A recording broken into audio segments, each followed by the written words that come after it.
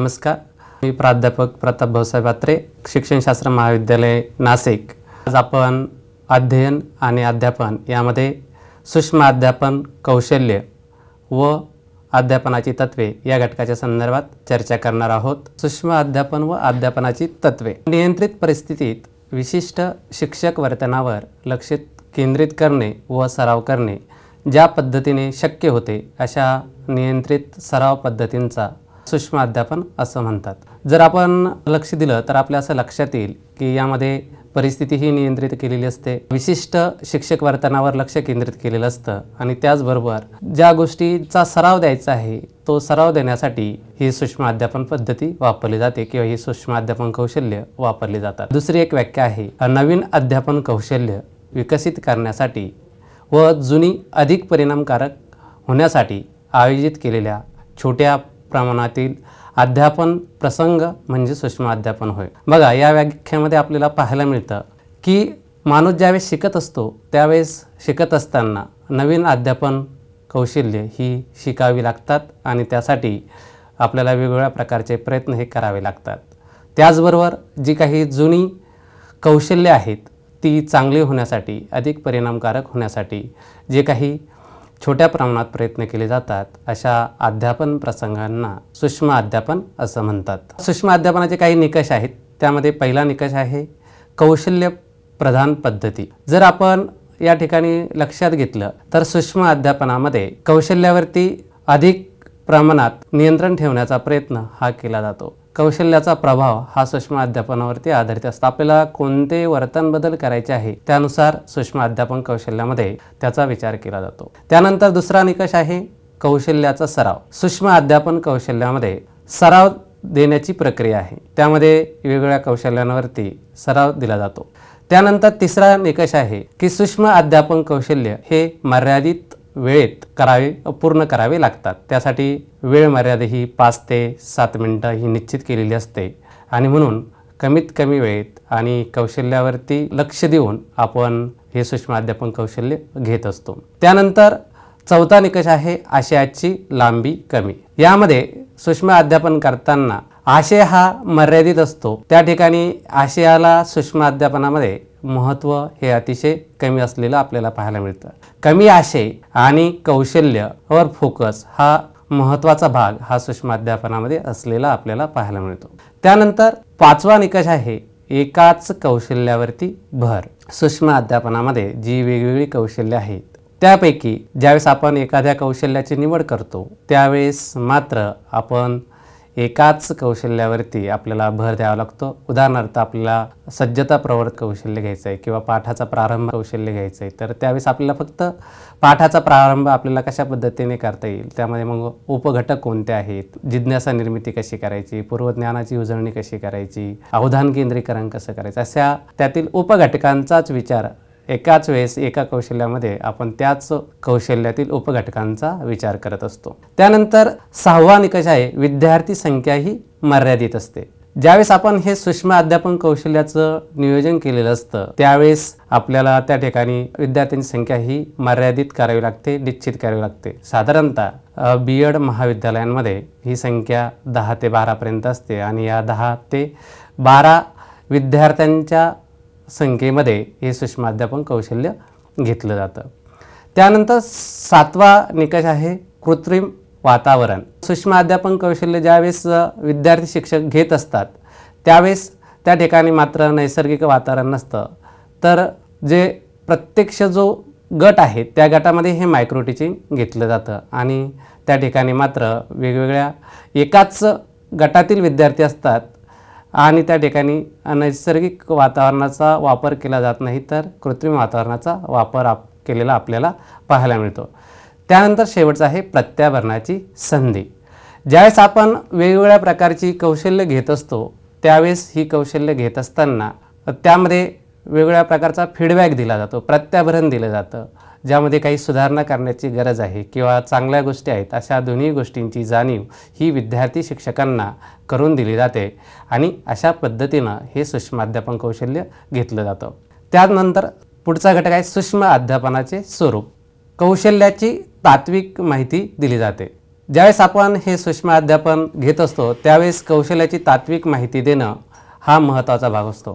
त्या कौशल्यामध्ये मानसशास्त्रीय बाजू काय आहेत, त्याचबरोबर तात्विक बाजू काय आहेत, या अध्यापन कौशल्याचे फायदे कोणते आहेत, या गोष्टीने आपण विद्यार्थ्यांना त्या अध्यापन कौशल्याची मानसशास्त्रीय तत्त्वज्ञानिक बाजू ही सांगितली जाते आणि त्यानुसार विद्यार्थी ती बाजू समजून घेण्याचा प्रयत्न करत असतो। त्यानंतर दुसऱ्या पायरीवरती जे प्राध्यापक असतात ते प्राध्यापक विद्यार्थी शिक्षकांना त्या सूक्ष्म अध्यापन कौशल्याचा पाठ कशा पद्धतीने घ्यायचा आहे त्या संदर्भात एक आदर्श पाठ हा घेऊन दाखवतात। त्यानंतर तिसऱ्या पायरीवरती त्या पाठाचं नियोजन कशा पद्धतीने करायचं या संदर्भात विद्यार्थी शिक्षकांना मार्गदर्शन केलं जातं।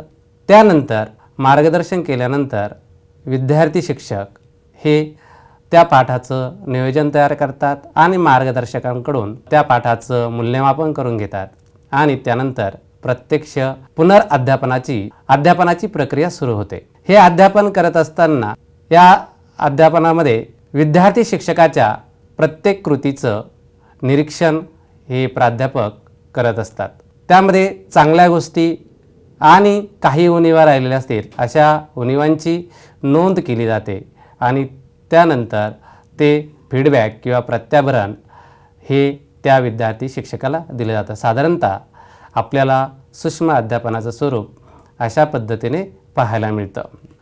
हे एक आपल्यासमोर सूक्ष्म अध्यापनाचं चक्र ठेवलेलं आहे की एकूणच सूक्ष्म अध्यापनाची प्रक्रिया ही कशा पद्धतीने सुरू असते। तर त्यामध्ये पहिलं आहे की सूक्ष्म अध्यापनाचं नियोजन। यामध्ये अगोदर जे आपल्याला कौशल्य घ्यायचं आहे त्या संदर्भात त्या महाविद्यालयातील प्राध्यापक आपल्याला सूक्ष्म अध्यापनाच्या संदर्भात वेगवेगळ्या प्रकारची माहिती देतात। त्यामध्ये त्या सूक्ष्म अध्यापनाची उद्दिष्टे असतील, वैशिष्ट्ये असतील, त्याचबरोबर त्या सूक्ष्म अध्यापनाचे जे घटक आहेत त्या घटकांची माहिती दिली जाते। त्याचबरोबर एक नमुना पाठ हा विद्यार्थ्यांसमोर घेऊन दाखवला जातो। त्याचबरोबर त्या पाठाचे पाठ टाचण कशा पद्धतीने तयार करायचं या संदर्भातलं मार्गदर्शन हे केलं जातं आणि नंतर प्रत्यक्ष विद्यार्थ्यांकडून पाठ टाचण काढून घेतलं जातं आणि त्यानंतर त्याला अध्यापन करण्याची संधी दिली जाते। दुसऱ्या पायरीवरती विद्यार्थी शिक्षक हे सूक्ष्म अध्यापन कौशल्याचं प्रत्यक्ष आपल्या नियोजित केलेल्या गटामध्ये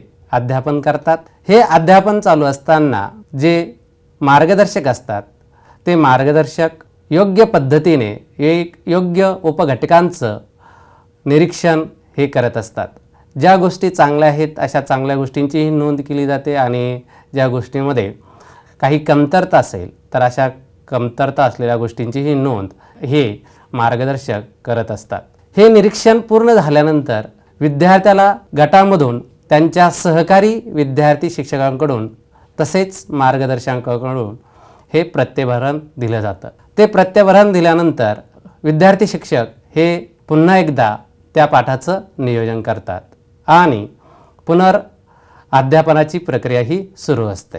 पुनर्अध्यापन करतानाही पुन्हा एकदा मार्गदर्शकांकडून निरीक्षण केलं जातं। हे निरीक्षण करताना पुन्हा एकदा निरीक्षण आणि प्रत्याभरण ही प्रक्रिया चालू असते। एकदा का हे अध्यापन कौशल्य विद्यार्थी शिक्षकांनी पूर्णपणे अवगत केलं की मग एक अध्यापन कौशल्य हे पूर्ण होतं। अशा पद्धतीनं हे सूक्ष्म अध्यापनाचं चक्र हे निरंतर चालू असतं। या ठिकाणी आपल्याला सूक्ष्म अध्यापनाचा प्रवाहाचा तक्ता दाखवलेला आहे। यामध्ये प्रथमतः अध्यापन कौशल्याची निवड केली जाते। जी अध्यापन कौशल्य शिक्षक होण्यासाठी आवश्यक असतात अशी काही निवडक अध्यापन कौशल्य ही सूक्ष्म अध्यापन कौशल्यासाठी निवडली जातात। त्यानंतर जे मार्गदर्शक असतात अशा मार्गदर्शकांकडून सूक्ष्म अध्यापन कौशल्याची तात्विक माहिती ही सांगितली जाते। त्याचबरोबर त्या कौशल्याची मानसशास्त्रीय बाजू ही सांगितली जाते। त्याचबरोबर त्या कौशल्यामध्ये असलेले जे वेगवेगळे उपघटक आहेत त्या उपघटकांचीही माहिती हे प्राध्यापक आपल्या विद्यार्थी शिक्षकांना देतात। त्यानंतर दुसऱ्या पायरीवरती मार्गदर्शक शिक्षक विद्यार्थ्यांना आदर्श पाठ कसा घ्यायचा या संदर्भातला नमुना पाठ हा त्यांच्या सूक्ष्म अध्यापन गटामध्ये घेऊन दाखवतात। यावेळेस विद्यार्थी शिक्षक हे प्राध्यापकांचं निरीक्षण करतात आणि आदर्श पाठामध्ये उपकौशल्ये कशा पद्धतीने घ्यायचे या संदर्भातलं निरीक्षण हे विद्यार्थी करत असतात। त्यानंतर विद्यार्थी शिक्षकांना आशयाचं कोणतंही बंधन नाही, मात्र कौशल्याचे सगळे उपघटक हे त्या तुमच्या पाठामध्ये येणं अपेक्षित आहे, यानुसार विद्यार्थी शिक्षकांना मार्गदर्शन केलं जातं आणि त्यानुसार विद्यार्थी शिक्षक सूक्ष्म पाठाचं नियोजन करतात। सूक्ष्म पाठाचं नियोजन झाल्यानंतर पुढची प्रक्रिया असते की विद्यार्थी शिक्षकांचं अध्यापन। या ठिकाणी विद्यार्थी शिक्षक सूक्ष्म पाठाचं ज्या पद्धतीने नियोजन केलेलं आहे त्या पद्धतीनं 5 ते 7 मिनिटांमध्ये आपलं अध्यापन कौशल्याचं अध्यापन करतात।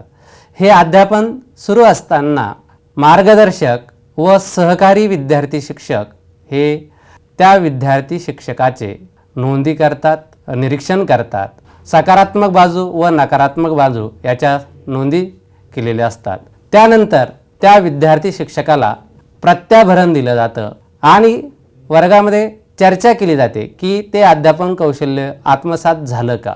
जर विद्यार्थी शिक्षकाला ते अध्यापन कौशल्य चांगल्या पद्धतीने जर आत्मसात झालेलं असेल तर अशा वेळेस ते कौशल्य पूर्ण होतं। परंतु जर त्या अध्यापन कौशल्याचे सर्व उपघटक जर त्या विद्यार्थ्याला आत्मसात झाले नाही तर मात्र परत त्या विद्यार्थी शिक्षकाला उपघटकानुसार सूक्ष्म अध्यापन पाठाचं नवीन नियोजन करावं लागतं आणि परत त्याचं अध्यापन, त्यानंतर त्याचं निरीक्षण, ही प्रक्रिया त्या विद्यार्थी शिक्षकाला ती अध्यापन कौशल्य आत्मसात होऊपर्यंत सुरू असतं। अशा पद्धतीने आपल्याला साधारणतः सूक्ष्म अध्यापन कौशल्य ही या पद्धतीने पूर्ण करता येतात। सूक्ष्म अध्यापन कौशल्य आहेत त्यामध्ये पहिलं कौशल्य आहे पाठाचा प्रारंभ।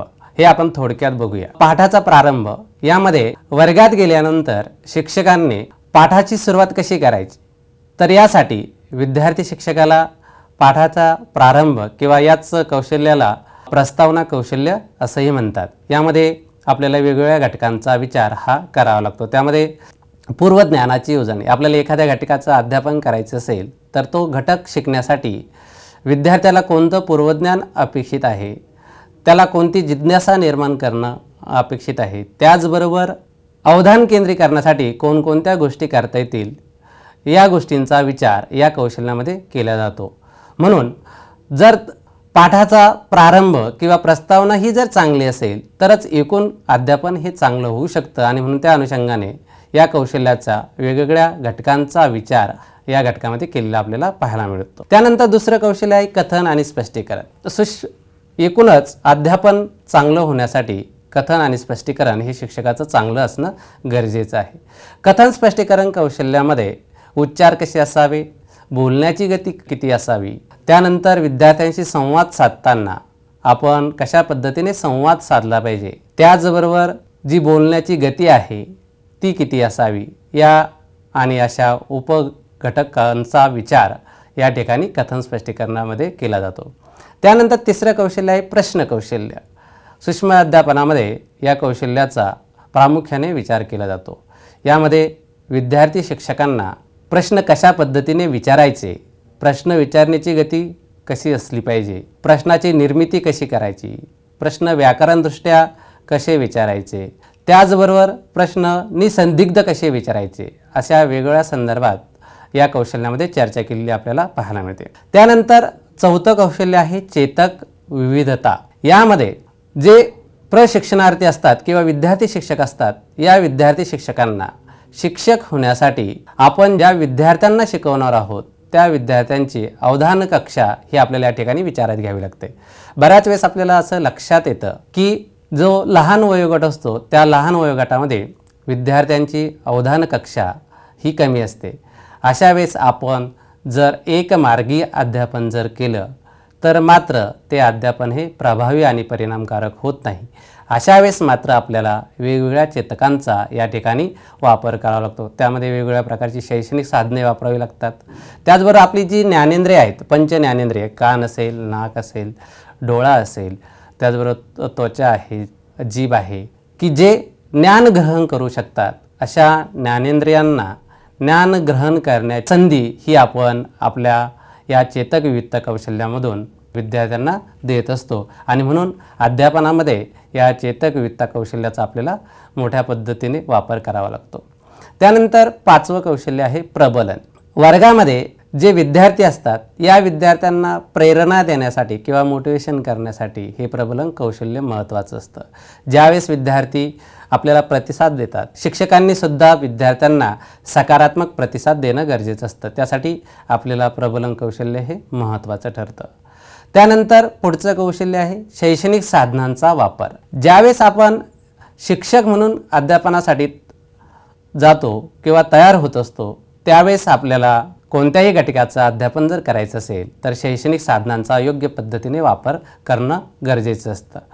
त्यासाठी प्रशिक्षक म्हणून आपल्याला वेगवेगळ्या प्रकारची शैक्षणिक साधने कशी तयार करायची, त्या शैक्षणिक साधनांचा वर्गामध्ये प्रत्यक्ष वापर कसा करायचा, त्या शैक्षणिक साधनावरून स्पष्टीकरण कसं करायचं या संदर्भातलं मार्गदर्शन हे कौशल्य करत असतं आणि या कौशल्याचा वापर करून आपण आपल्या अध्यापनामध्ये प्रभावी वापर करू शकतो आणि म्हणून हे कौशल्यसुद्धा आपल्याला या ठिकाणी महत्त्वाचं ठरतं।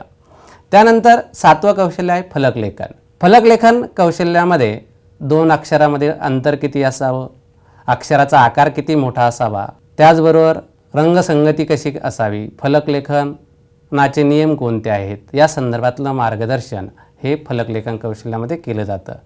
शिक्षकाचं फलकलेखन चांगलं असेल तर त्याचं अध्यापन हे प्रभावी होत असतं।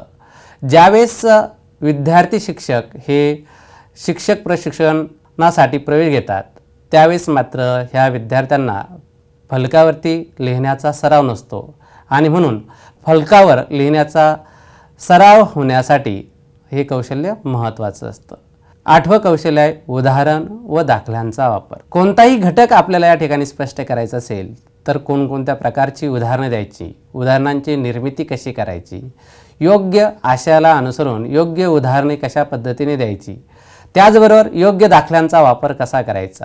अध्यापन प्रभावी आणि परिणामकारक करण्यासाठी उदाहरण आणि दाखले हे महत्त्वाचे असतात।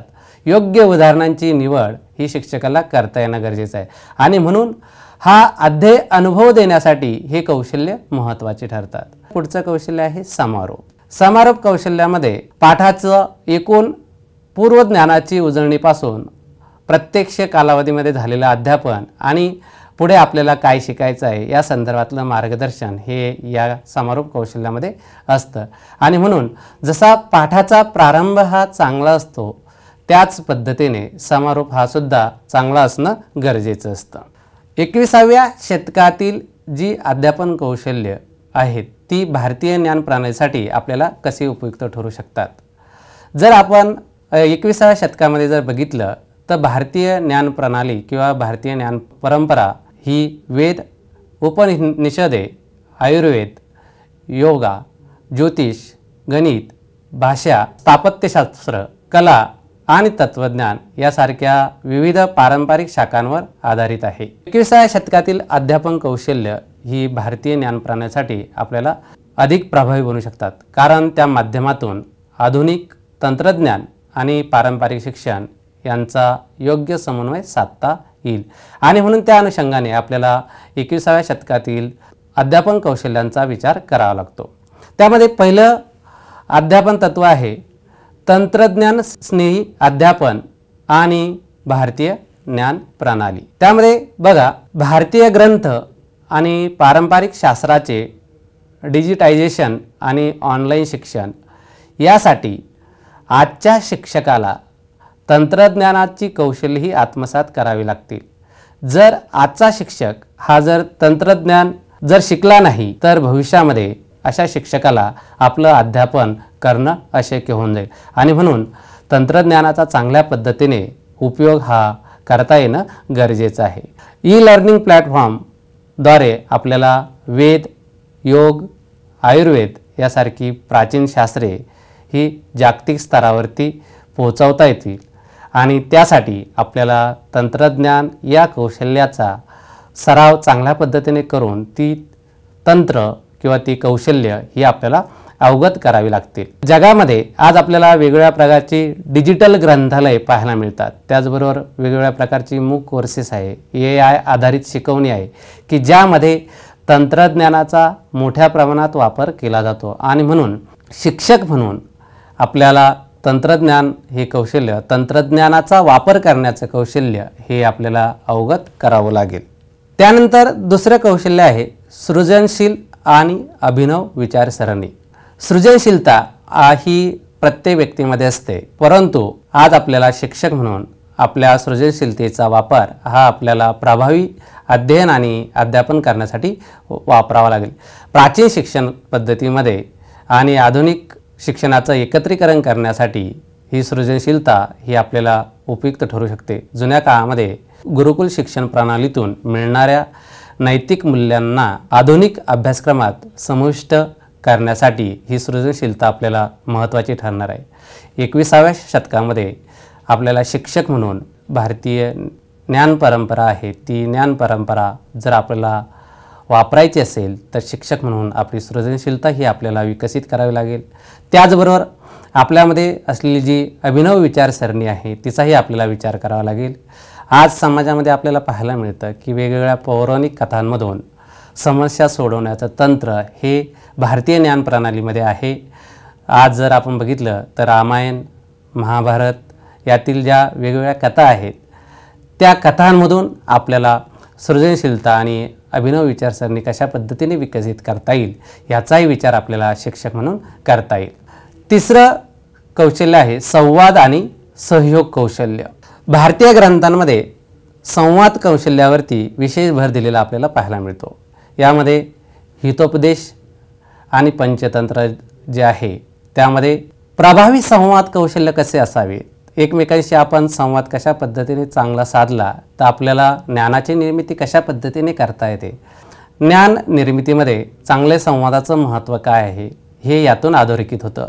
विद्यार्थ्यांना भारतीय तत्त्वज्ञान, न्यायशास्त्र आणि युक्तिवाद पद्धती शिकून संवाद कौशल्य कशा पद्धतीने सुधारता येईल याचा विचार शिक्षक शिक्षण कार्यक्रमामध्ये झालेला आपल्याला पाहायला मिळतो. आणि म्हणून भारतीय ज्ञान प्रणालीच्या विकासासाठी आपल्याला ही संवाद कौशल्य आणि सहयोग कौशल्य ही शिक्षक म्हणून आपल्याला चांगल्या पद्धतीने वापरता येणं गरजेचं आहे. भारतीय वाद संवाद पद्धती त्यामध्ये आपण न्यायशास्त्र असं म्हणतो, याचाही उपयोग आपल्याला या संवाद कौशल्य आणि सहयोग कौशल्य विकासासाठी करता येऊ शकतो. त्याचबरोबर मॉडर्न डिबेट टेक्निक्स आहे की ज्याचा एकत्रित वापर करून आपण आपली संवाद कौशल्य आणि सहयोग कौशल्यही विकसित करू शकतो. त्यानंतर चौथं कौशल्य आहे गुणात्मक समस्या सोडवणे आणि निर्णय क्षमता. विद्यार्थी मित्रांनो, भारतीय गणित आणि तर्कशास्त्र हे यामध्ये महत्त्वाचे योगदान देऊ शकतात. ज्यावेळेस विद्यार्थ्याला गुणात्मक विकास करायचा असतो अशा वेळेस भारतीय गणितशास्त्र आणि तर्कशास्त्र हे उपयुक्त ठरतं. शिक्षण क्षेत्रामध्ये वेगवेगळ्या समस्या आणि निर्णय घेण्याच्या क्षमता या शिक्षकांमध्ये येणं अपेक्षित असतं आणि त्यासाठी आपल्याला हे कौशल्य महत्त्वाचं ठरतं. वैदिक गणित आणि योगदर्शन यासारख्या तत्त्वज्ञानातून विद्यार्थी शिक्षकांची विश्लेषणात्मक विचारसरणी ही विकसित करता येते.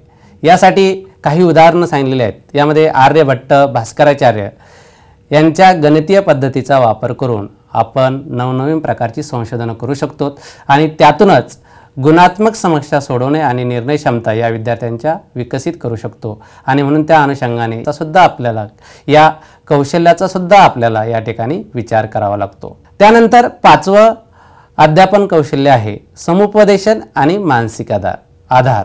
तर समुपदेशन आणि मानसिक आधार हे शिक्षकाकडे ही कौशल्य असणं गरजेचं आहे. कारण की आज आपल्याला पाहायला मिळतं की या आपल्या वर्गामध्ये येणारे जे विद्यार्थी आहे त्या विद्यार्थ्यांचं स्वतःच्या मनावरती नियंत्रण नाही, ते विशिष्ट गोष्टीच्या अधीन झालेले आहेत आणि त्यासाठी शालेय विद्यार्थ्यांसाठी ध्यान आणि मनशांतीसाठी आपल्याला समुपदेशन आणि मानसिक आधार देण्याची गरज असते.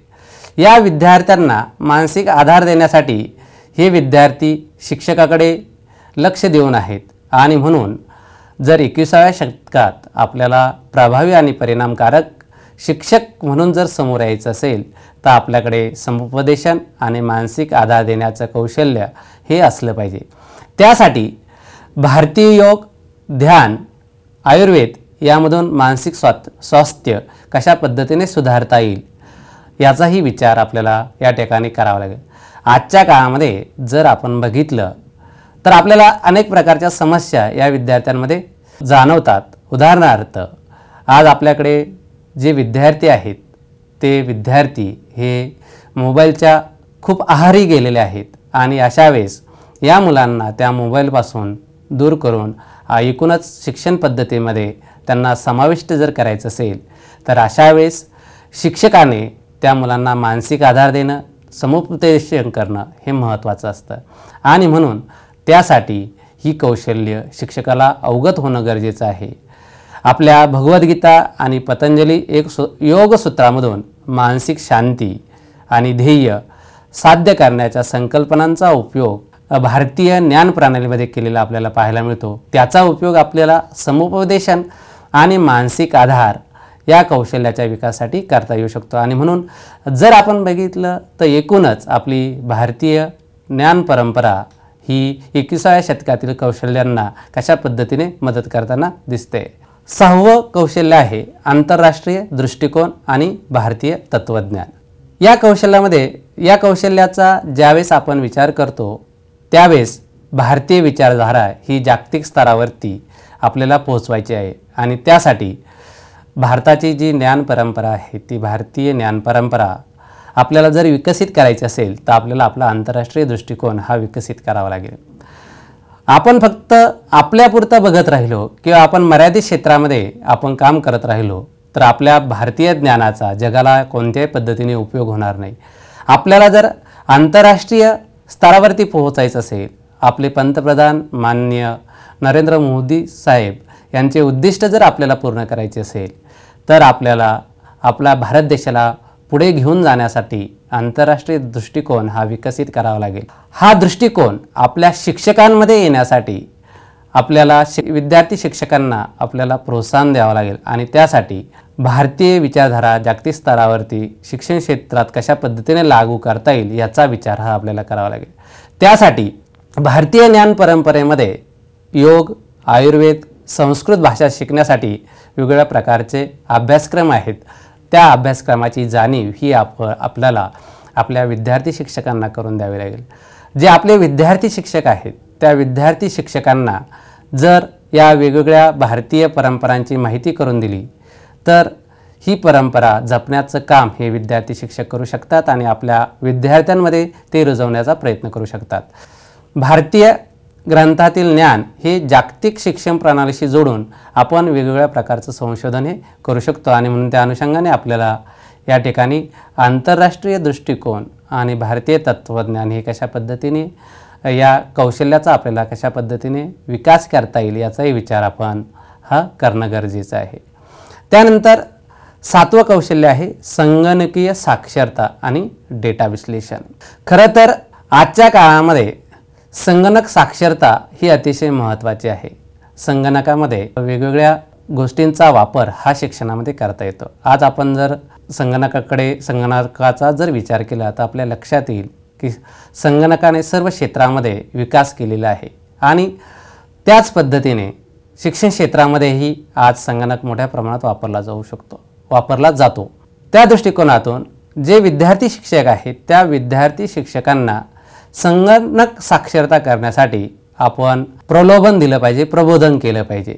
भारतीय खगोलशास्त्र आणि गणितीय तंत्रज्ञानाचा आधुनिक संगणकीय विज्ञानात उपयोग हा जर चांगल्या पद्धतीने करता आला तर भारतीय शिक्षक हे प्रभावी आणि परिणामकारक होऊ शकतात आणि म्हणून त्या अनुषंगाने या कौशल्याचाही विचार हा या ठिकाणी करणं गरजेचं आहे। जुन्या काळामध्ये किंवा भारतीय ज्ञान प्रणालीमध्ये वेदांग ज्योतिषी, अंकगणित, वैद्यकीय संख्याशास्त्र यांच्या साहाय्याने संगणक क्षेत्रात वेगवेगळ्या प्रकारचं संशोधन केलं जात होतं। आज मात्र आपल्याला भारतीय ज्ञान प्रणालीचा जास्त वापर करताना दिसत नाही, परंतु जर आपल्याकडे एवढी मोठी परंपरा आहे तर या परंपरेचा आपल्या विकासासाठी आपल्याला उपयोग कसा करता येईल याचा विचार हा शिक्षकाने करायला पाहिजे। या संगणकीय साक्षरता आणि डेटा विश्लेषणाचा ज्यावेळेस आपण विचार करतो त्यावेळेस शून्याचा शोध हा आर्यभट्टाने लावला आपल्याला माहिती आहे। फिनोची श्रेणी आहे किंवा भारतीय गणितीय वेगवेगळ्या प्रकारच्या संकल्पना आहे की ज्यातून आपल्याला डेटा विश्लेषण करून आपल्याला विशिष्ट निष्कर्षापर्यंत जाता येतं। संशोधनामध्ये हे सांख्यिकीय विश्लेषण हे महत्त्वाचं असतं आणि म्हणून आपले भावी काळातील जे शिक्षक आहेत त्या भावी काळातील शिक्षकांसाठी संगणकीय साक्षरता आणि डेटा विश्लेषण ही कौशल्य ही या विद्यार्थ्यांनी शिक्षकांनी अवगत करणं गरजेचं असतं आणि म्हणून त्या अनुषंगाने आपल्याला या ठिकाणी ही 21व्या शतकातील अध्यापन कौशल्य आपल्याला आत्मसात करावी लागतात। 8वं कौशल्य आहे अभिप्राय आणि मूल्यांकन कौशल्य। प्राचीन शिक्षण पद्धतीमध्ये किंवा गुरुकुल प्रणालीमध्ये मूल्यांकन हे सातत्यपूर्ण होतं। आजही आजच्या शिक्षण पद्धतीमध्ये सातत्यपूर्ण सर्वंकष मूल्यमापन ही संकल्पना आलेली आहे। ही संकल्पना आजच आली का तर निश्चित नाही, जुन्या काळात सुद्धा ही संकल्पना होती। परंतु मूल्यांकनाच्या ज्या वेगवेगळ्या पद्धती आहेत त्या मूल्यांकनाच्या वेगवेगळ्या पद्धतीमध्ये सातत्यपूर्ण मूल्यांकन हे कशा पद्धतीने करायला हवं याचं मार्गदर्शन हे आपल्या शिक्षकांना होणं गरजेचं आहे। त्याचबरोबर त्या मूल्यांकनाच्या संदर्भात अभिप्राय कशा पद्धतीने द्यावायचा या संदर्भातली माहिती ही सुद्धा त्या विद्यार्थी शिक्षकांना देणं गरजेचं असतं, जेणेकरून विद्यार्थी शिक्षकांना ही कौशल्य अवगत जर झाली तर हे विद्यार्थी शिक्षक आपल्या विद्यार्थ्यांचं मूल्यांकन हे चांगल्या पद्धतीने करू शकतात। त्याचबरोबर विद्यार्थ्यांना अभिप्राय चांगल्या पद्धतीने देऊ शकतात। या कौशल्यामुळे पारंपरिक आणि आधुनिक मूल्यांकन पद्धतीचं योग्य पद्धतीने मिश्रण होऊ शकतं। यासाठी संवाद, विविध प्रकारचं आचरण, प्रयोग, प्रश्नोत्तरं यातून विद्यार्थ्यांचं मूल्यमापन हे शिक्षकांना करणं गरजेचं असतं आणि हे करण्यासाठी शिक्षकांना ही अध्यापन कौशल्य आत्मसात करणं गरजेचं असतं। सूक्ष्म अध्यापन कौशल्याचे फायदे। सूक्ष्म अध्यापन कौशल्यामुळे आपल्याला एक तर प्रत्येक कौशल्याचा सराव हा चांगल्या पद्धतीने करता येतो, त्यामुळे आपल्याला ही कौशल्य अवगत करून घेता येतात। त्यानंतर दुसरं आहे आत्मविश्वास वाढतो। ज्यावेळेस विद्यार्थी शिक्षक ही कौशल्य आत्मसात करतात त्यावेळी त्या विद्यार्थी शिक्षकांचा अध्यापनाच्या संदर्भातला आत्मविश्वास हा वाढलेला आपल्याला पाहायला मिळतो। त्यानंतर तिसरं आहे चुकांची दुरुस्ती। ज्या चुका अगोदर अध्यापन करताना होतात, अध्यापन कौशल्याचा सराव केल्यामुळे त्या चुकांची दुरुस्ती ही आपल्याला करता येते। त्याचबरोबर सूक्ष्म अध्यापन कौशल्यामुळे विद्यार्थ्यांचं सूक्ष्म पद्धतीने निरीक्षण करता येतं। त्यामध्ये काही उणिवा असेल तर त्या उणिवा त्याच वेळेस आपल्याला दुरुस्त करता येतात। त्याचबरोबर प्रत्येक विद्यार्थ्याला व्यक्तिगत मार्गदर्शन हे सूक्ष्म अध्यापनातून आपल्याला करता येतं। त्यानंतर आहे तत्काळ प्रत्याभरण।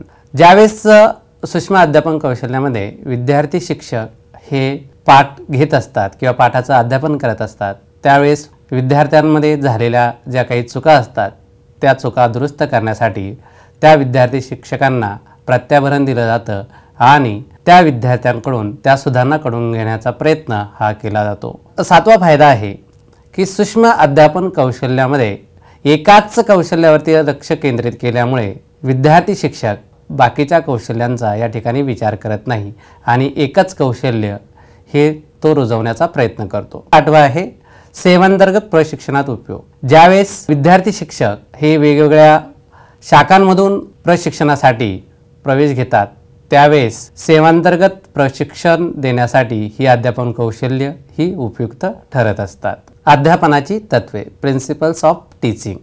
त्यामध्ये पहिलं तत्व आहे कृतिशीलता, ॲक्टिव्हिटी बाय डुईंग। कोणतीही गोष्ट शिकण्यासाठी विद्यार्थ्याची प्रबळ इच्छाशक्तीची गरज असते। जोपर्यंत विद्यार्थी शिकायला तयार होत नाही तोपर्यंत कोणताही शिक्षक हा विद्यार्थ्याला शिकवू शकत नाही। त्यासाठी मानसिक व शारीरिक सहभाग वाढवणं ही शिक्षकाची जबाबदारी असते। त्यासाठी शिक्षकांना वेगवेगळ्या प्रकारचे प्रयत्न हे करावे लागतात। अध्यापनासाठी बालकाच्या नैसर्गिक प्रवृत्तीचा वापर जर शिक्षकाने अध्यापनामध्ये जर चांगल्या पद्धतीने जर केला तर आपल्याला अध्यापन हे प्रभावी आणि परिणामकारक घडवून आणता येऊ शकतं। बालकाच्या काही प्रवृत्ती असतात, त्यामध्ये त्याला झोप लागते, त्याचं अवधान विकेंद्रीकरण होतं, अवधानाचं कधी केंद्रीकरण होतं, विद्यार्थी दुर्लक्ष करतो। अशा वेळेस जर आपण आपल्या अध्यापनामध्ये विद्यार्थ्यांचा कृतीयुक्त सहभाग घेतला, कृती करण्यासाठी त्यांना वेगवेगळ्या प्रकारच्या संधी उपलब्ध करून दिल्या तर अशा वेळेस आपलं अध्यापन हे परिणामकारक आणि प्रभावी होत असतं।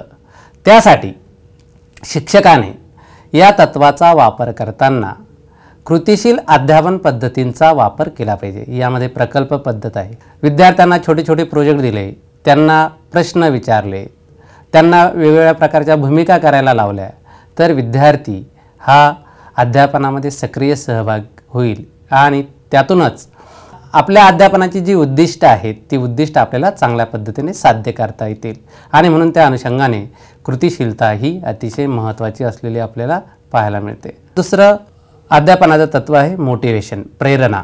विद्यार्थ्याला अध्यापनामध्ये सहभागी होण्यासाठी प्रेरणेची गरज असते, कृतिशील बनवण्यासाठी प्रेरणेची गरज असते। काही प्रेरणा ह्या उपजत असतात तर काही ह्या संपादित असतात। उपजत प्रेरणांमध्ये विद्यार्थी हा स्वतःहून सहभागी होत असतो, तर काही प्रेरणा किंवा त्याला अध्यापनामध्ये सहभागी होण्यासाठी त्याला वेगवेगळ्या प्रकारचं प्रलोभन हे द्यावं लागतं, प्रोत्साहन द्यावं लागतं, बक्षीस द्यावं लागतं। अशा पद्धतीने विद्यार्थ्याची शिकण्याची तयारी करण्यासाठी विद्यार्थ्याला प्रेरणा देणं गरजेचं असतं। जर विषय कठीण किंवा कंटाळवाणा असल्यास अशा वेळेस प्रेरणेची गरज पडते। कंटाळवाणा विषयामध्ये जर विद्यार्थ्याला प्रेरणा दिल्या नाहीत, मोटिवेशन दिलं नाहीत, प्रबोधन दिलं नाही तर अशा वेळेस विद्यार्थी आपल्या अध्यापनामध्ये सहभागी होत नाही आणि म्हणून शिक्षकाला चांगल्या पद्धतीच्या प्रेरणा ह्या आपल्या अध्यापनातून देता यायला पाहिजे। मानवाच्या विकास प्रक्रियेत नवनवीन प्रेरणा या निर्माण होत असतात। एकदा विद्यार्थ्याला अध्ययनाचं महत्त्व कळालं की विद्यार्थी स्वतःहून स्वतःच्या प्रेरणेने अध्ययनात सहभागी होतो आणि त्यातूनच आपलं अध्यापन हे प्रभावी होतं आणि म्हणून प्रेरणा हे अतिशय महत्त्वाचं तत्व असलेलं आपल्याला पाहायला मिळतं। तिसरं तत्व आहे हेतू किंवा गरज। प्रत्येक प्राण्याचं वर्तन हे विशिष्ट हेतूसाठी होत असतं। कोणताही प्राणी बिना हेतूसाठी वर्तन करत नाही। हेतूनुसार वर्तन हे अपेक्षित असतं आणि म्हणून या तत्वाचा उपयोग करताना शिक्षकानं विद्यार्थ्याला अध्यापनाचा हेतू हा स्पष्ट सांगितला पाहिजे। जोपर्यंत विद्यार्थ्याला अध्ययनाचा हेतू समजत नाही तोपर्यंत विद्यार्थी हा अध्यापनामध्ये सहभागी होत नाही आणि म्हणून त्या अनुषंगाने शिक्षकाने अध्यापनाचा हेतू हा निश्चित केला पाहिजे। जर शिकण्याची गरज ही विद्यार्थ्याला निर्माण झाली, त्याचं महत्त्व समजलं तर विद्यार्थी अध्यापन प्रक्रियेमध्ये पूर्ण क्षमतेने सहभागी होतो आणि म्हणून त्यासाठी शिक्षकानं आपल्या अध्यापनातून जिज्ञासा निर्माण करणं गरजेचं आहे। जेवढी जिज्ञासा शिक्षक चांगल्या पद्धतीने निर्माण करेल तेवढं अध्यापन हे प्रभावी आणि परिणामकारक होतं आणि म्हणून त्या अनुषंगाने या तत्वाचा विचार हा या ठिकाणी करणं गरजेचं आहे। त्यानंतर चौथं तत्व आहे अभिरुची। का शिकायचं हे समजलं की विषयाची अभिरुची निर्माण होते। जोपर्यंत विद्यार्थ्याला आपण एखाद्या घटकाचं अध्ययन का करतो आहोत, त्याचा आपल्या जीवनात काय उपयोग आहे हे जोपर्यंत समजत नाही, हे कशासाठी शिकायचं आहे, जोपर्यंत त्याची आवड निर्माण होत नाही तोपर्यंत विद्यार्थी अध्ययनासाठी तयार होत नाही आणि म्हणून शिक्षकांनी विद्यार्थ्यांना कोणत्या घटकांमध्ये आवड आहे किंवा अभिरुची आहेत, त्याचबरोबर कोणत्या अभिरुचींचा विकास करण्याची गरज आहे, त्यासाठी शिक्षकांना प्रयत्न करणं गरजेचं आहे। शिक्षक हा आपल्या अध्यापनातून एखाद्या विषयाची, एखाद्या आशयाची अभिरुची ही निर्माण करत असतो। उदाहरणार्थ आपल्या बालपणच्या जीवनामध्ये आपल्याला विषय शिकवणारे शिक्षक हे आवडतात, कारण की त्यांनी त्या विषयाची अभिरुची ही आपल्यामध्ये निर्माण केलेली असते आणि म्हणून अध्यापकाच्या अध्यापनावर, त्याच्या वृत्तीवर आणि त्याच्या शिकवण्याच्या पद्धतीवर ही अभिरुची अवलंबून असते। जो शिक्षक आपल्या अध्यापनातून विद्यार्थ्यांच्या शिकण्यामध्ये अभिरुची, आवड निर्माण करेल त्याचं अध्यापन हे प्रभावी आणि परिणामकारक झालेलं आपल्याला पाहायला मिळतं। वयोगटानुसार आपण अध्यापनाची सुरुवात, अध्यापनाची योजना ही तयार करू शकतो आणि म्हणून त्या अनुषंगाने आपल्याला अध्यापन प्रभावी आणि परिणामकारक होण्यासाठी आपल्याला आपल्या अध्यापनातून विद्यार्थ्यांमध्ये अभिरुची, त्याची आवड, शिकण्याच्या संदर्भातली आवड ही निर्माण करावी लागेल। त्यानंतर पाचवा आहे व्यक्तिगत। या तत्वाचा विचार करताना आपण व्यक्ती तितक्या प्रकृती याचा विचार करणं गरजेचं आहे, कारण की आपल्या वर्गामध्ये असलेले जे विद्यार्थी आहेत त्या प्रत्येक विद्यार्थ्याची शारीरिक क्षमता, बौद्धिक क्षमता, भावनिक क्षमता, सामाजिक विकासातील भिन्नता ही वेगवेगळी आहे। त्यामुळे एकसारखंच जर अध्यापन केलं तर या अध्यापन प्रक्रियेमध्ये काही विद्यार्थी हे सहभागी होत नाही आणि म्हणून या उक्तीचा व्यक्ती तितक्या प्रकृती या उक्तीचा वापर हा आपण आपल्या अध्यापनामध्ये कायम विचारात घेतला पाहिजे। व्यक्तिभेद हा नैसर्गिक आहे याची जाणीव ही शिक्षकांना असली पाहिजे। याचा विचार जर शिक्षकाने केला तर आपल्याला विद्यार्थ्यांच्या क्षमतानुसार आपल्याला वेगवेगळ्या प्रकारचं मार्गदर्शन करता येतं, मार्गदर्शनात बदल करता येतं। जर आजच्या शिक्षणाकडे जर आपण बघितलं तर आजचं शिक्षण हे विद्यार्थी केंद्रित आहे आणि त्यासाठी आपल्याला विद्यार्थ्यांच्या सर्व गोष्टींचा विचार करून विद्यार्थ्याच्या विकासासाठी विद्यार्थ्याचा व्यक्तिभेद लक्षात घेऊन जर आपण अध्यापन केलं, आपल्या अध्यापनामध्ये बदल केले, मार्गदर्शनामध्ये जर बदल केले तर आपलं अध्यापन हे शेवटच्या विद्यार्थ्यांपर्यंत पोहोचू शकतं आणि त्यातूनच आपल्याला या तत्त्वाचा चांगल्या पद्धतीने वापर करून आपण आपलं अध्यापन प्रभावी आणि परिणामकारक करू शकतो। त्यानंतर पुढचं तत्त्व आहे उद्दिष्टानुवर्ती अध्यापन। व्यक्तीचा सर्वांगीण विकास हे कोणत्याही शिक्षण प्रणालीचं उद्दिष्ट असलेलं आपल्याला पाहायला मिळतं। प्रत्येक विषयाच्या अध्यापनाची उद्दिष्ट जरी वेगवेगळी असली तरी एकूणच व्यक्तीचा सर्वांगीण विकास हा त्यामध्ये महत्त्वाचा असतो आणि म्हणून विद्यार्थ्यांच्या गरजानुसार, विद्यार्थ्यांच्या क्षमतानुसार अभ्यासक्रमाची रचना ही करणं गरजेचं असतं। परंतु अभ्यासक्रम निर्माण करण्याचं, अभ्यासक्रमाची उद्दिष्ट ठरवण्याचं काम किंवा अधिकार हे शिक्षकाकडे नसले तरी मात्र त्याला अनुसरून अध्यापन तत्त्वांचा, अध्यापन उदाहरणांचा वापर हा शिक्षक करू शकतो आणि उद्दिष्टानुसार विकास जर निश्चित केलेला असेल तर अध्यापन हे प्रभावी आणि परिणामकारक होऊ शकतं आणि म्हणून त्या अनुषंगाने अध्यापन करताना शिक्षकाने अगोदर त्याची उद्दिष्टही निश्चित केली पाहिजे। जर ती उद्दिष्ट निश्चित झाली तर अध्यापन हे प्रभावी आणि परिणामकारक होत असतं। त्यानंतर 7वं उद्दिष्ट तत्व आहे जीवनाशी संबंधित। आजचं शिक्षण हे जीवन आणि शिक्षण यांचा संबंध आपल्याला फारसा स्पष्ट पाहायला मिळत नाही। जे शाळेमध्ये शिकवलं जातं ते समाजात घडत नाही आणि जे समाजात घडतं ते शाळेमध्ये शिकवलं जात नाही आणि म्हणून जो अभ्यासक्रम आहे तो अभ्यासक्रम हा विद्यार्थ्यांच्या गरजा व परिस्थितीतून निर्माण झालेला आपल्याला पाहायला मिळत नाही। खरं तर विद्यार्थ्यांच्या गरजा काय आहेत, त्याची परिस्थिती काय आहे, त्यानुसार जर अभ्यासक्रम तयार झाला, त्या अभ्यासक्रमाचा संबंध हा त्याच्या जीवनाशी जर जोडला तर त्याला अध्ययनामध्ये अभिरुची निर्माण होते आणि विद्यार्थी शिकायला तयार होतो। जरी हे अभ्यासक्रम तयार करणं हे आपल्या हातात नसलं तरी मात्र विद्यार्थ्याच्या दैनंदिन जीवनातले अनुभव हे आपण विद्यार्थ्यांना देऊ शकतो। आपल्याशी संबंध नसलेली माहिती किंवा विद्यार्थ्यांशी संबंध नसलेली माहिती जर आपण विद्यार्थ्याला दिली तर विद्यार्थी ती माहिती आत्मसात करू शकत नाही आणि म्हणून शिक्षकाने अध्यापन करताना तुम्ही ज्या भागामध्ये अध्यापनाचं कार्य करतात, उदाहरणार्थ ग्रामीण भागामध्ये अध्यापनाचं काम करत असाल तर तुम्ही ग्रामीण भागातील उदाहरणांचा वापर केला पाहिजे।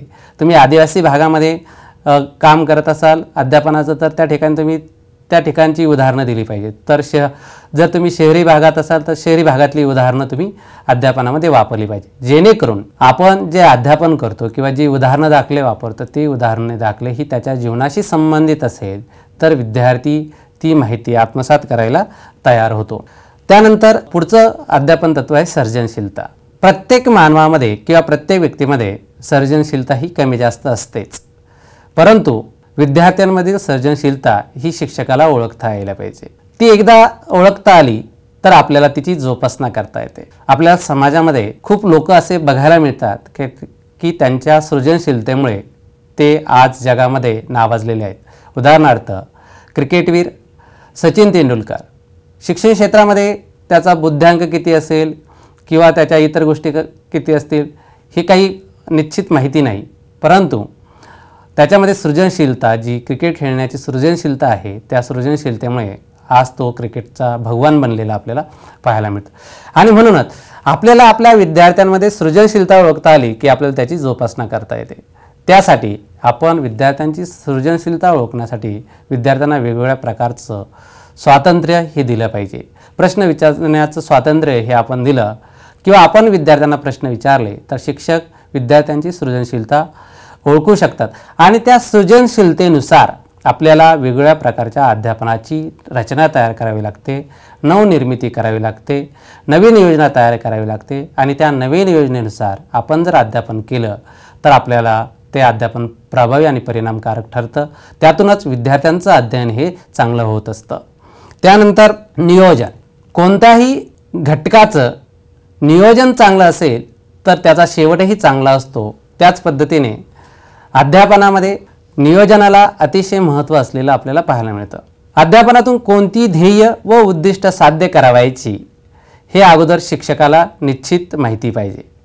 त्यासाठी कोणत्या अध्यापन पद्धती वापरायच्या, कोणते अध्यय अनुभव द्यायचे हे अगोदरच शिक्षकाने नियोजन करणं गरजेचं असतं. शिक्षण प्रक्रियेमध्ये वार्षिक नियोजन, घटक नियोजन, पाठ नियोजन हे केलं जातं. वार्षिक नियोजन चांगलं असेल तर त्याला घटक नियोजन चांगलं करता येतं, घटक नियोजन चांगलं असेल तर त्याला पाठ नियोजन चांगलं करता येतं आणि पाठ नियोजन जर त्याचं चांगलं असेल तर त्याला वर्गातलं अध्यापन चांगलं करता येतं. आणि म्हणून एकूणच त्या विषयाचं संपूर्ण नियोजन जर चांगलं असेल तर त्या शिक्षकाचं अध्यापन हे परिणामकारक आणि प्रभावी होऊ शकतं. आणि म्हणून नियोजनाला हे अध्यापन प्रक्रियेमध्ये अतिशय महत्त्व दिलेलं आपल्याला पाहायला मिळतं. पुढचं तत्त्व आहे उपचारात्मक दृष्टिकोन. शिक्षण क्षेत्रामध्ये मूल्यमापन प्रक्रियेमध्ये निदान हा शब्द नव्यानेच वापरलेला आपल्याला पाहायला मिळतो. निदान करणं हे अतिशय महत्त्वाचं असतं. अध्ययन करताना अध्ययनातील दोष कोणते आहेत, ते दोष कोणत्या कारणांमुळे निर्माण झाले, त्या कारणांचा शोध घेऊन समस्या सोडवण्यासाठी हा निदानात्मक दृष्टिकोन महत्त्वाचा ठरतो. वैद्यकीय क्षेत्रामध्ये मात्र निदान हे मोठ्या प्रमाणात केलं जातं आणि त्यानुसार उपचार केला जातो. परंतु शिक्षण क्षेत्रामध्ये हा दृष्टिकोन आपल्याला पाठीमागं पडलेला पाहायला मिळतो. परंतु जर आपल्याला 21व्या शतकामध्ये आदर्श शिक्षक, आदर्श अध्यापन पद्धती राबवायची असेल तर आपल्याला हा निदानात्मक दृष्टिकोन हा आपल्यामध्ये येणं गरजेचं आहे. आपल्या विद्यार्थ्यांमध्ये कोणत्या अध्ययन करताना कोणत्या समस्या निर्माण होतात, कोणत्या कारणांमुळे निर्माण होतात, त्या कशा पद्धतीने दूर करता येतील याचा शोध हा निदानात्मक दृष्टिकोनामध्ये केला जातो. एकदा अध्ययन क्षेत्रातलं निदान झालं की त्याच्यावरती आपल्याला कोणकोणते उपाय करणं गरजेचं आहे, कोणत्या सुधारणा करणं गरजेचं आहे, हा उपचारात्मक दृष्टिकोन त्यानंतर आपल्याला विचारात घेता येतो.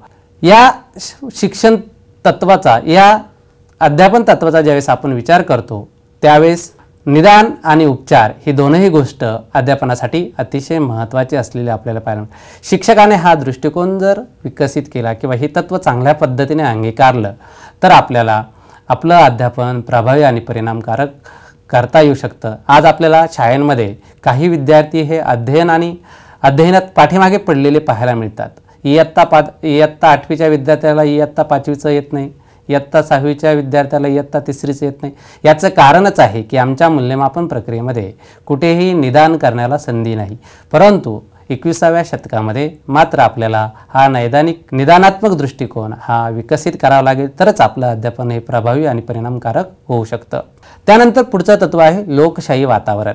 वर्गामध्ये प्रत्येक विद्यार्थ्याला त्याचं मत मांडण्याची, उद्भवणारे प्रश्न मांडण्याची, शंका मांडण्याची संधी ही शिक्षकाने उपलब्ध करून दिली पाहिजे. वर्गामधलं अध्यापन हे एकमार्गी नको तर द्विमार्गी असायला हवं. विद्यार्थ्याचा वयोगट, क्षमता, अभिरुची, सामाजिक वातावरण लक्षात घेऊन आपण वर्गामध्ये कोणताही धार्मिक, लैंगिक भेदभाव होणार नाही. प्रत्येकाच्या सार्वभौमिक मूल्यांवरती कोणताही प्रभाव आपल्या अध्यापनातून पडणार नाही याचा विचार हा शिक्षकाने केला पाहिजे. त्याचबरोबर कोणाच्या धार्मिक भावना या दुखवल्या जाणार नाही याचाही विचार हा आपण आपल्या अध्यापनात केला पाहिजे. सहकार्य करणं, जुळवून घेणं, इतरांबरोबर काम करणं यातूनच आपण लोकशाही वातावरणाची निर्मिती करू शकतो आणि त्यासाठी वर्गामध्ये विद्यार्थ्यांना लोकशाही वातावरण, त्याचबरोबर लोकशाही वातावरणाची निर्मिती करण्याची संधी दिली पाहिजे. त्यानंतर अध्ययन नियमांचं पालन.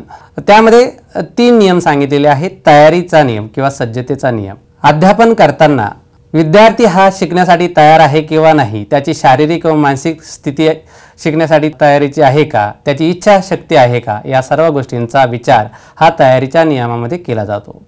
त्यानंतर दुसरा नियम आहे सरावाचा नियम. शिकवलेली क्रिया पुन्हा पुन्हा केली की प्रत्येक पुनरावृत्तीबरोबर ती अधिकाधिक दृढ होते, अध्ययनाला बळकटी येते आणि म्हणून शिक्षकाने विद्यार्थ्यांना कठीण भागाचा सराव हा दिला गेला पाहिजे। त्याचबरोबर परिणामांचा नियम, अध्ययन केल्यानंतर फक्त समाधान नाही तर बक्षीस, उत्तेजन, प्रोत्साहन हे जर विद्यार्थ्याला दिलं तर विद्यार्थी शिकायला तयार होतो आणि म्हणून हे प्रोत्साहन मूल्यमापनाद्वारे हे दिलं गेलं पाहिजे।